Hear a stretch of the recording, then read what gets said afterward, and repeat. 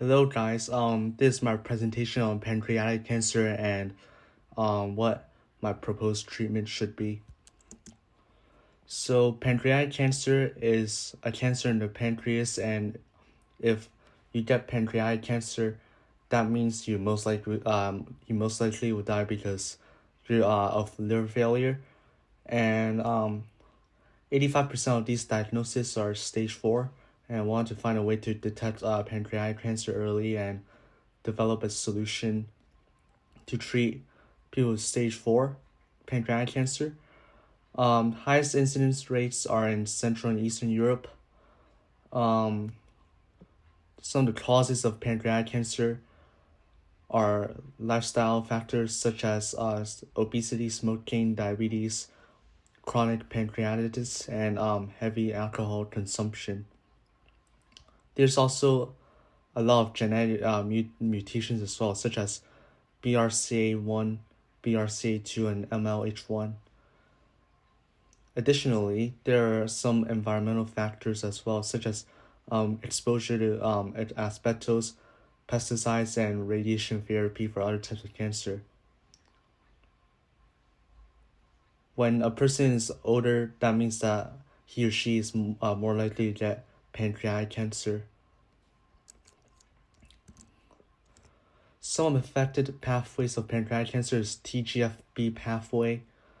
So that promotes apoptosis, which is cell death, and inhibits cell cycle progression through G1 stage arrest. It also promotes the pancreatic cancer's progression, which is obvious. Another affected pathway would be hedgehog pathway, abbreviated HGF. It disrupts the intricate cellular interaction that is happening in the normal/healthy cells, and it promotes metastasis and is resistant to therapy. The last affected pathway, the major one, is bone morphogenetic proteins, abbreviated BMPS.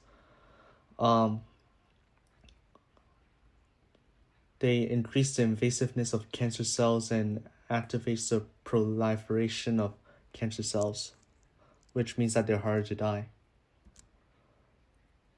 There are also growth factor ligands as well. So I'm not going to go too deep into that, but basically what you need to know is it activates the epidermal growth factor receptor, which is EGFR, and it facilitates tumor blood supply. The second messenger is called the CAMP, which is short for cyclic adenosine monophosphate.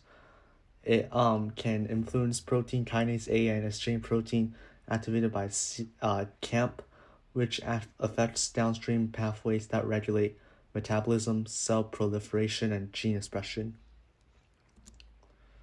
This is my model for day 2, which is just showing the hedgehog, TGFB, and BMPs affecting and contributing to pancreatic cancer.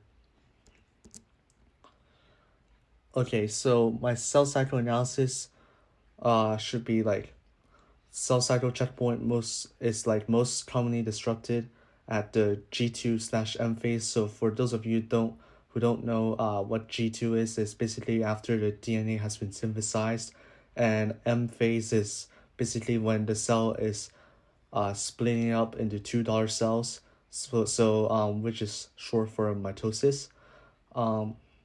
So basically G2 checkpoint.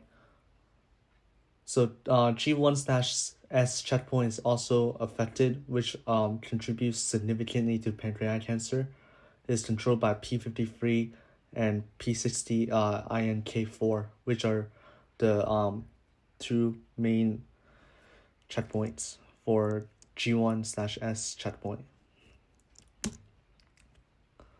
So going deeper, P53, if there are mutations in that, it hinders its ability to stop cell cycle progression at both G1 and S checkpoints, because P53, if it's mutated, P53 will lose its ability to do its job properly, and P53 can help stop the cell from being malfunctioned by stopping the cell from progressing if the cell has issues such as like issues in growth or issues in DNA synthesis.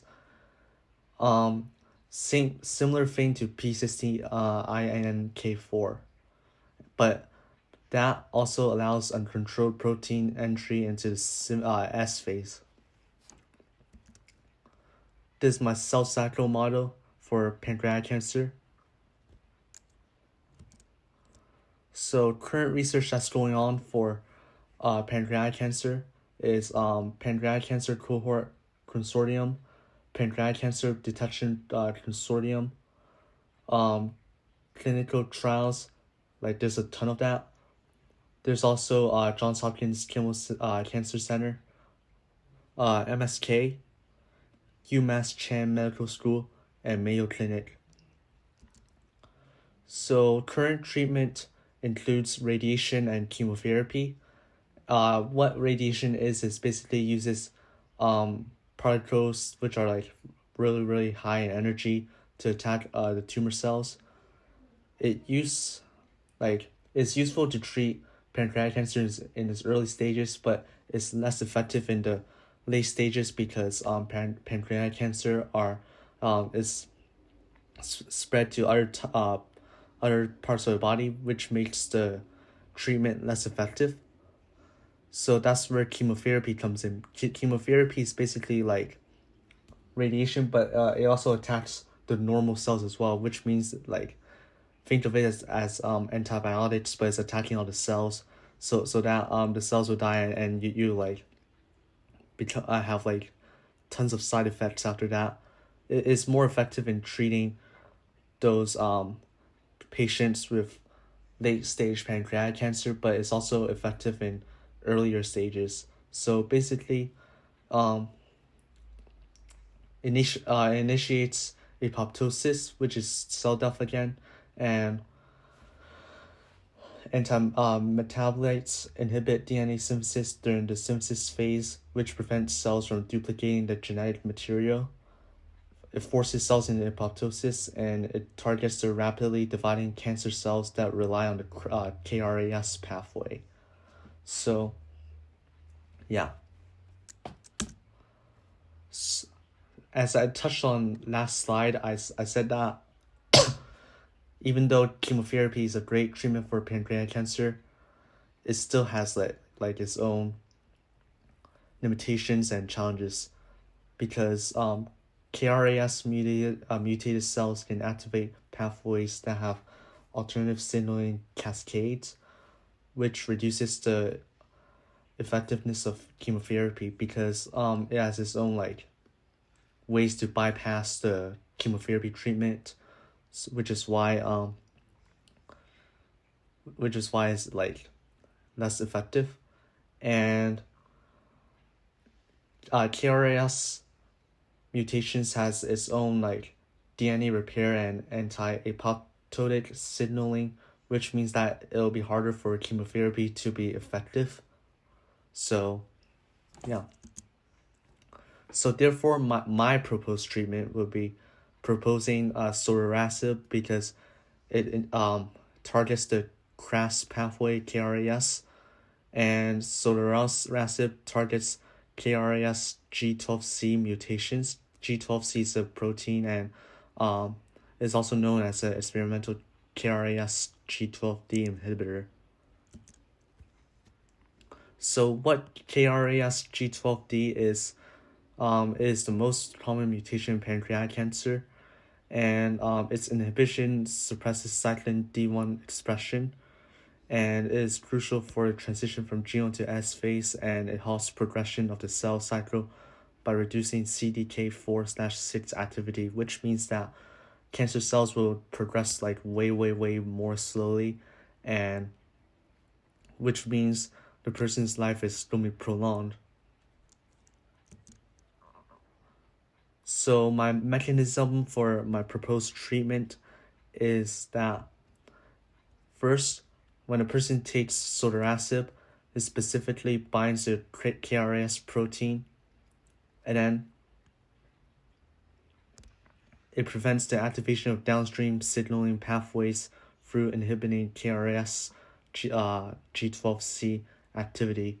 And then sotorasib shuts down the pathways, the survival pathways, which means that those cancer cells would automatically activate apoptosis, and then more cancer cells will die, which means that the tumor will eventually get smaller, and then radiation will be more effective because radiation works like the best with earlier stages of pancreatic cancer. So by having the cancer smaller, that means the stages will be like way less severe, and cancer cells will also fail to progress through the cell cycle, and it'll starve the cancer cells' energy. And which means as time goes on, the treatment becomes like more effective because like many cells have died from apoptosis, which means that the person will become healthy again, cancer free, which means the cancer is never coming back, unless if the person has like genetic mishap or like consumes unhealthy products, which can trigger mutations and have pancreatic cancer again. This is my model for the mechanism of sotorasib. Thank you guys for tuning in, and I hope you enjoy my presentation.